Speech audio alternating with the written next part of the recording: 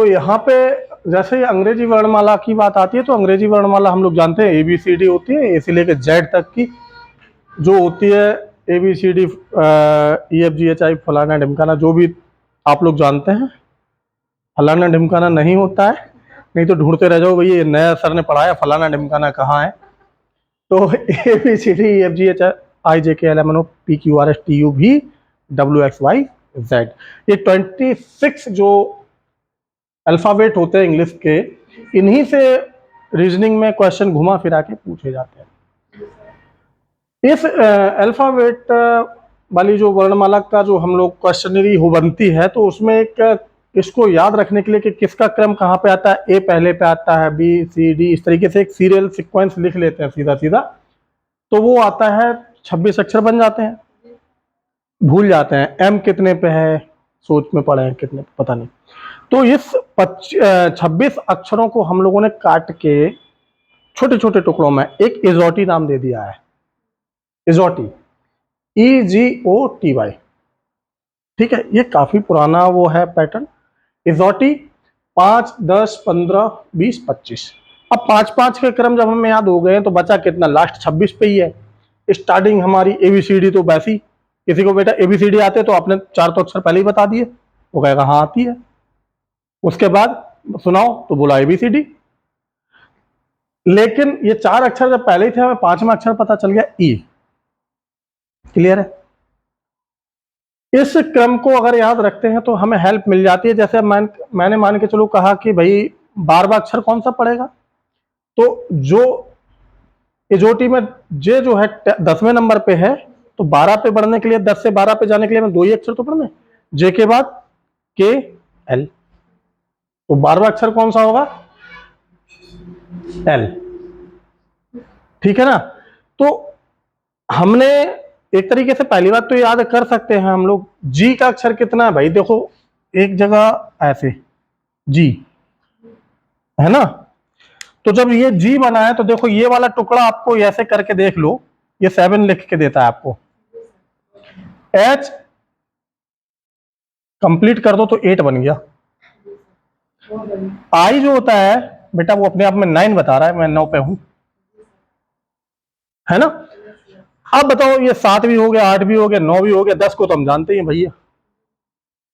ठीक है, तो इस तरीके से कुछ चीजें हम लोग अपने दिमाग से तैयार कर सकते हैं। फिर से जी, एच, आई, ये अलग से लगा रखे हैं मैंने, एच ऐसा नहीं होता, ये अलग से दिमाग से लगा दो तो 8 बता देता है। तो ये चीजें हम लोग को याद रखने की चीजें हैं। अगर हम लोगों को ये रीजनिंग का इंग्लिश वर्णमाला का अगर याद करना है और सॉल्व करने हैं, तो इसमें सबसे बढ़िया एग्जाम भी देने जाते हैं। अगर ABCD उस रफ फिगर पे पूरा लिख लेते हैं सीधे में, तो कोई भी जो रूम चेकर होते हैं, विजिटर होते हैं, रूम विजिटर, तो वो आपको कभी भी ऐसा पनिश नहीं कर सकते आपने ये क्यों लिखा, क्योंकि आपने लिख लिया है, वो आपने लिखा है, कोई चीटिंग नहीं है, वो लिख सकते हैं, है ना। तो अगर नहीं याद होता है भाई, ऐसा नहीं है कि सभी लोग हाई फाई याद हो जाए भाई। अब मान लो हो सकता है कि 10 दिन 25 दिन बाद भी एग्जाम लगा हो, नहीं याद होता कोई दिक्कत नहीं, इतना प्रेशर नहीं लेना, ज्यादा प्रेशर लेंगे हम लोग बीमार हो जाएंगे, एग्जाम कैसे देने जाएंगे। तो बस रफ फिगर मिला, हम लोग को पता है कि अगर उसमें देख लिया पलट के कि भाई ABCD वाला रीजनिंग में है पोर्शन, तो 26 अक्षर लिखने में मात्र 2 मिनट ही लगेंगे हम लोग को। लिख लिया और फुर्सत, गिनती भी लिख ली है, आधी कहानी तो खत्म। अब काय का एजोटी, काय का 15 थी।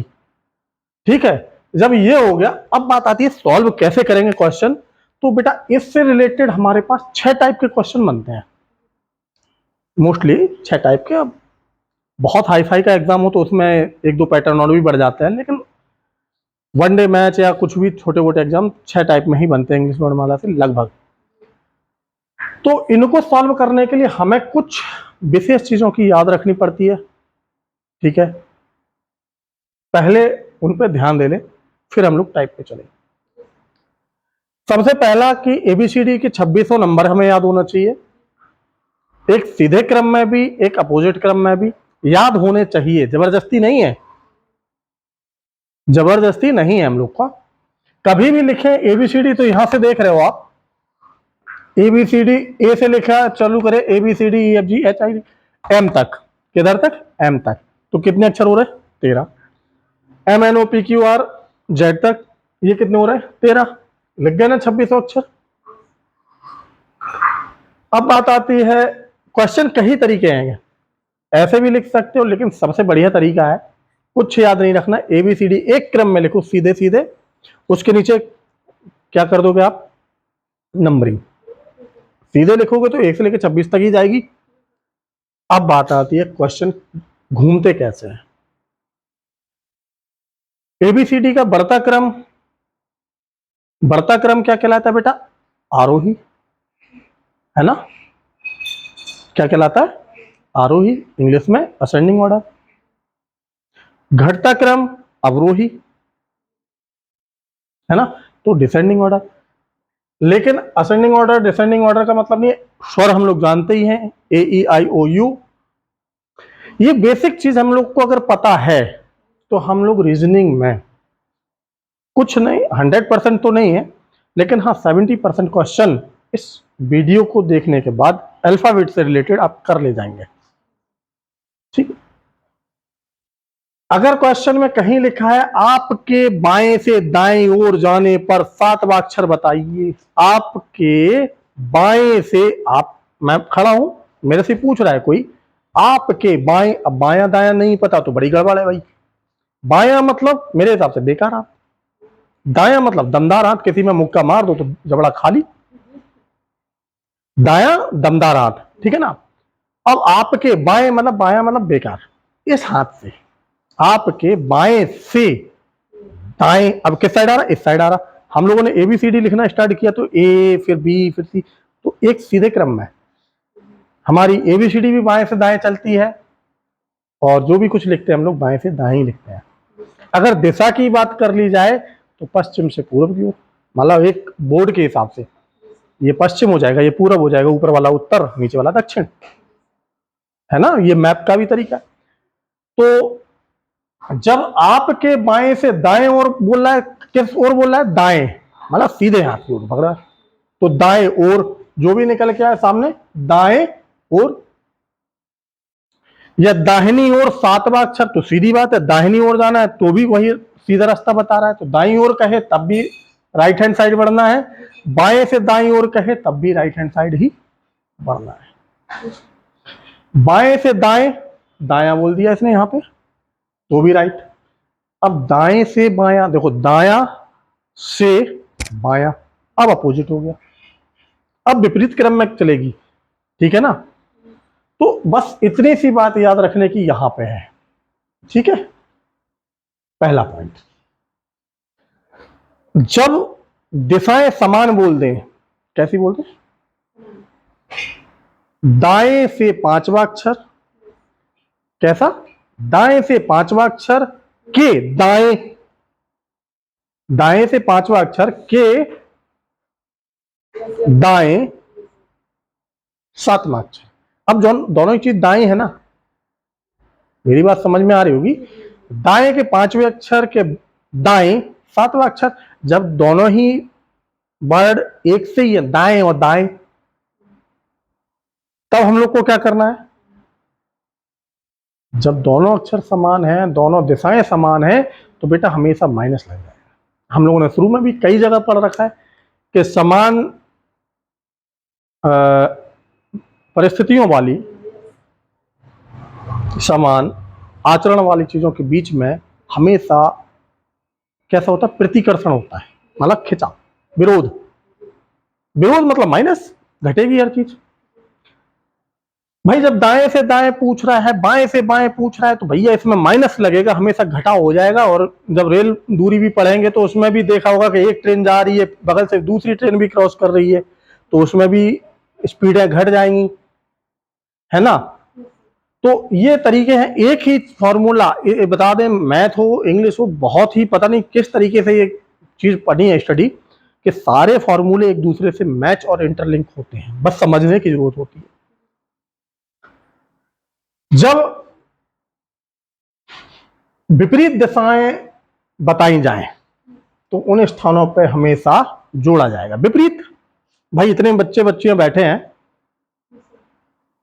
बच्चियां बैठी हैं, तो वो भी देख, अगर कोई कहे कि कोई लड़की आ गई तो कहिए मेरे पास मत बैठ, आगे वाली के पास जा, उनके बीच में थोड़ा कॉन्फ्लिक्ट। ऐसे सेम लड़कों के बीच में होता है। हाँ, अगर थोड़ा सा विपरीत जेंडर आ जाए तो एक आंखों में चमक, एक्साइटमेंट अलग होता है कि ये बगल वाली क्यों बैठी है, भाग जाए तो मेरे पास वो आ जाए अच्छे से। हालांकि इन चीजों को कोई मतलब नहीं है, लेकिन एक आकर्षण प्रतिकर्षण है ना। यहां पे अब बात आ रही है यहां से, जब दो ही चीज थी, या तो समान दिशाएं बताई जाएंगी या विपरीत दिशाएं बताई जाएंगी। विपरीत में हमेशा हम लोग को जोड़ना है और समान दिशाओं में हमेशा घटाना। अब आगे बढ़ते हैं हम लोग, यहां से देखते हैं। अगर मैंने एग्जांपल दे रखा है, वर्णमाला, मैंने ज्यादा लिखना नहीं समझा, वर्णमाला के बाएं से, ध्यान से देखना, बाएं से सातवें अक्षर के दाएं पांचवा अक्षर होगा। कौन सा होगा भाई? बाएं, पहला क्या है? बायां, और दूसरा क्या है? दायां। तो मैंने लिखा भी है यहां पे, देखो। तो दिशाओं को, दिशा देखो सबसे पहले, दिशा देखो सबसे पहले। पहले कौन सी दिशा है? बायां। फिर कौन सी है? दायां। एक बाई है, एक दाई है। अब दोनों अलग अलग है भाई, तो हमें क्या करना पड़ेगा? दोनों ही अपोजिट है, तो हम लोग को बीच में क्या लगाना पड़ेगा? माइनस का चिन्ह। तो मैंने कह दिया माइनस, तो आपने कह दिया माइनस। जब दोनों अपोजिट है बेटा, तो दोनों के बीच में क्या होगा? आकर्षण होगा। आकर्षण होगा तो जुड़ाव होगा, जुड़ाव होगा तो जोड़ ही तो होगा। देखो, तो जोड़ा है मैंने, क्या किया है? जोड़ा ही है। देखो, इनका जोड़ा बना दिया हमने। और जो बाएं से सातवां, पहले को एम बोल देते हैं और दूसरे को एन बोल देते हैं। पहले और दूसरे को, दोनों को हमने क्या कर दिया? जोड़ दिया। पहला था सातवां, दूसरा था पांचवा। सिंपल सा है, कोई दिक्कत ही नहीं। 7 5, किसी के 13 तो नहीं हो रहे? 7 5 12। अब हमने जब सीधी सीधी एबीसीडी लिख ली है, या तो किसी को पता नहीं हो तो एजोटी से भी देख लेते हैं हम सॉल्व करके। देखो, जे 10वां है, 10 के बाद 11वां कौन सा होगा? के, और 11 के बाद 12वां कौन सा होगा? एल। तो बेटा देखो, एल इट इज आंसर। कोई डाउट? हुआ क्या था इसमें? सिंपल सी बात है, इस चीज को समझने की जरूरत है। जब दोनों स्थितियां क्या थी हमारी, दोनों दिशाएं विपरीत थी, तो जोड़ दिया हमने। बस एक चीज हमने याद रखी, दुनिया हमने सोची ही नहीं, इस साइड दायां है कि बायां है कि क्या है क्या नहीं है। बस ये देखना है कि समान ना हो। ठीक है, तो हमने जोड़ दिया और जो भी उत्तर आया उसको गिनती में गिन लिया, उत्तर आ गया। दूसरा एग्जाम्पल देखते हैं। दाएं से 19वां अक्षर। भाई लोग ध्यान से देखना, कोई इधर उधर भटकाओ मत करना। ये मत सोचना कि वीडियो में है तो यहां पे भी प्रहार हो जाता है मार्करों का। ठीक है, तो वीडियो वाले ना डरें, क्योंकि वीडियो में घुस के नहीं आता है, फिर भी ध्यान से देखिएगा। दाएं से 19वें, दाएं से 19वें अक्षर के दाएं 11वां अक्षर होगा। ये क्या होगा? लिखने वाले है ना, थोड़ा सा आलस करते हैं हम लिखने में, कम से कम शब्दों में बोलना चाहते हैं। वो एक कहावत कौन सी होगी? कम शब्दों में ज्यादा बोले तो क्या कहेंगे उसको? ये हिंदी का पोर्शन पढ़ाएंगे तब ध्यान से देखिएगा, ऐसे आंखें निकालने से काम नहीं चलेगा, है ना। तो ये 19, देखो सबसे पहले हमें करना क्या है? तो दिशाओं को सबसे पहले देखें। भाई देखिए, ये क्या है? दाएं। ये क्या है? दाएं। अब भैया ये तो दोनों साढ़ ही साढ़ लड़ गए। अब जब साढ़ ही साढ़ लड़ेंगे तो भैया माइनस ही होगा, घटा होगा, सींग ही टूटेंगे। तो घटाओ होगा तो भैया देखो, यहां पे माइनस ही लगा रखा है मैंने कि नहीं। दाएं से 19वां, पहला एम है, दोनों लिख लिया, बीच में क्या लगा दिया? माइनस का चिन्ह। 19 में से 11 घटा दिया, आंसर कितना आएगा? 8 आएगा। 8 अब आठवां जो है, दाएं से आठवां, क्या दाएं से आठवां और बाएं से, दाएं से आठवां भाई,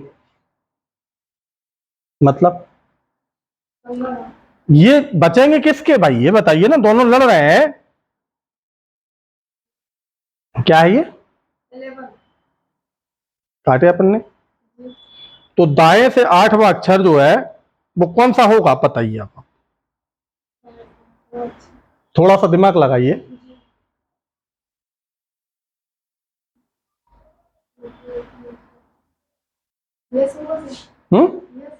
हाँ, कैसे गिना,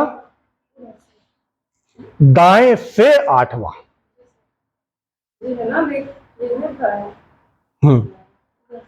अब मैंने देखा था कि यहाँ है ये दायां हाथ, जैसा मैंने बता दिया था, अभी तुम लोग को इसलिए टाइम दिया कि जो वीडियो देख रहे होंगे वो भी अपने हाथ पैर उठा ले, जो रजाई में घुस के देख रहे होंगे या हवा में देख रहे होंगे तो उनको लगेगा भूत लग गए इन लोगों को। दाएं से आठवां, दाएं से या दाएं के आठवां कहो या से आठवां कहो, तो एक चीज याद रखना हमेशा, से या के जहां पे हो तो पहला अक्षर छोड़ देना, क्या कर देना। अब दाएं से आठवां यहां से गिन लो, कोई दिक्कत नहीं है, 1 2 3 4 हमने लिख भी रखी थी यहाँ पे गिनती, तो क्या आ गया अपना बेटा, आ गया। अब कोई दिक्कत, कोई दिक्कत, इसका आंसर इज अ एस, ठीक, हो गया, कोई दिक्कत है इसमें किसी को, नहीं। अब आगे बढ़ते हैं तीसरे एग्जाम्पल की ओर, ठीक है। हमने देखा था यहाँ पे ये एग्जाम्पल एस आ गया था, ठीक है। तीसरे एग्जाम्पल में हम लोग को क्या करना है, जैसे सीधा सिंपल क्वेश्चन लिखा है भाई, वर्णमाला में आई से सातवां अक्षर, आई हम लोग को एबीसीडी लिखी पड़ी है सीधे सीधे, आई से आगे बढ़ना है, A B C D E F, इस तरीके से लिखते जा रहे हैं हम लोग, आई यहाँ पे है, इससे सातवां, तो आगे तो बढ़ेंगे हम लोग, ठीक है ना। तो आगे बढ़ेंगे तो आई से सातवां अक्षर, आई या तो अल्फाबेट हमें याद है, आई हमने पहले ही बता रखा, देखो आई कितने पे बेटा, 9वें पे, 9वें से 7वें अक्षर और जोड़ दो, देखो ये लिखा है सब कुछ, आई कितने पे था, 7वें पे था, 9 पे था आई, और 7वें अक्षर तक पहुंचना था, आई से 7वां अक्षर, दोनों को जोड़ दिया, 16 उत्तर आता है, 16वां होता है बेटा पी, क्योंकि देखो 15 पे ओ है, एसओटी याद रखते हैं, तो ओ 15 पे है, तो 16वां अक्षर क्या है, ओ के बाद पी, ठीक है। तो इस तरीके के बड़े सिंपल क्वेश्चन आते हैं, बहुत डरने वाली बात नहीं है, पहला पोर्शन है, हालांकि ये हमने पहला पोर्शन तैयार करने की कोशिश की है। इसी में एक चौथा भी, ओ के बाएं चौथा अक्षर, ओ के, ध्यान रखना ये थोड़ा सा घुमा सकता है आपका दिमाग, ओ जहां भी है, ओ एजोटी में है, 15 पे है, मान गए, ओ के बाएं, ओ यहां पे फंसा है, ये देखिए मेरा हाथ, ओ यहां पे फंसा है, ओ के दाएं के बाएं, बाएं, तो बाएं हाथ मेरा ये, ओ यहां पे आ गया, इधर से लिखते चले आ रहे थे, यहां पे ओ है, ओ के बाएं, अब इस साइड बैक जाना है, क्या करना है, बैक साइड जाना है, चौथा, ओ के, बोला ना, ओके, ऐसा नहीं कि ओके मैं वो वाला सोचो, ओके ओके ऑल राइट, ऐसा नहीं, ओ की जगह पी भी हो सकता था, आर भी हो सकता था, ओ के बाएं चौथा अक्षर, तो ओ को काउंट नहीं करेंगे, नहीं तो तुम देखो ऐसे करो, ओ और पीछे घुसते हैं हम लोग यहां से, ओ के पहले ओ को भी काउंट कर लो, फिर 1 2 3 और 4, तो एल पे पहुंच जाओगे। अगर ओ को काउंट किया तो उत्तर गलत, अगर वो पूछे इस अक्षर के, तो के जहां पे आ जाए बेटा उसको छोड़ ही देना, त्याग देना, अगर उसको छोड़ दिया तो उत्तर सही है, ओ के, तो ओ हटा दिया, अब पीछे 4 अक्षर चल गए हम, पीछे 4 अक्षर चलेंगे, तो देखो ओ हटा दिया, एन एम एल, 1 2 3, कहाँ पहुंचेंगे हम? ये। तो यहां देखो लिखा हुआ है सामने, ओ के बाएं चौथा अक्षर पढ़ने पर, तो इसे छोड़ देते हैं। किसको छोड़ देते हैं? जो भी लिखा हो अक्षर। अब इसकी जगह अगर मैं एक छोटा सा नया बना देता हूं क्वेश्चन, क्योंकि ओ के मुंह के ऐसा लग रहा है ओ के बाएं चौथा अक्षर तो निकल के भी आया उत्तर ओ के हो गया वो, तो थोड़ा सा कंफ्यूज ना हो जा। अगर मैं पूछूं आर के बाएं पांचवा अक्षर, भाई कितना अक्षर पूछ लिया मैंने? आर के बाएं बाएं, ठीक है ना, पांचवा अक्षर। तो आर कहां है? ये है। आर के पूछा है मैंने, अब के लग गया है तो आर तो हटा ही देना है हमें। तो अब इसके पांचवा अक्षर पूछा है, तो 1 2 3 4 5, तो इसका उत्तर आ जाएगा 5। दाएं भी पूछ सकता है, ऐसा नहीं कि के वाले सवाल सिर्फ बाएं ही भगाएंगे कि भैया ओ के बाएं और पी के बाएं, ऐसा नहीं, दाएं भी चला सकता है। डी के दाएं आठवां अक्षर, डी के दाएं, अब दाएं चलना है तो हमारा इधर ही साइड बढ़ेगा, सीधा सीधा हाथ राइट हैंड साइड चलेंगे हम लोग, तो एबीसीडी में राइट हैंड साइड चलेंगे। डी के दाएं कितना है पूछा था? 7वां। डी के दाएं 7वां, यहां से तो इसको हम छोड़ देंगे। 1 2 3 4 5 6 7, ये आ गया। क्या आएगा उत्तर? के। 1 2 3 4 5 6 7, हमारे आंसर सही आए तो नंबरिंग बढ़ेगी। हड़बड़ी में गड़बड़ी करोगे तो नंबर घटते जाएंगे और तुम्हें लगेगा कि हम तो बहुत सारे क्वेश्चन करके आए, और जब आंसर आएगा तो ऐसे ही के चक्कर में अगर गिन लिया उसको, तो तुम के की जगह क्या करके आते? डी में जे करके आते, और ओ के वाले सवाल में तुम क्या करके आते? यहाँ पे पी, है ना। इस तरीके से कंफ्यूजन नहीं होना, बिल्कुल सीधा सीधा हमने बना रखा है इसको, इसमें कोई कंफ्यूजन होने की जरूरत नहीं हमें लगती है कि होगी। अब इसके बाद हम सेकंड पोर्शन तैयार करेंगे। इसके जो 6 टाइप है मैं सेकंड वीडियो में पूरे ही कवर कर लेंगे इसको, और ये वाला पोर्शन अंग्रेजी वर्ड वाला कंप्लीट हो जाए। Thank you for watching next video.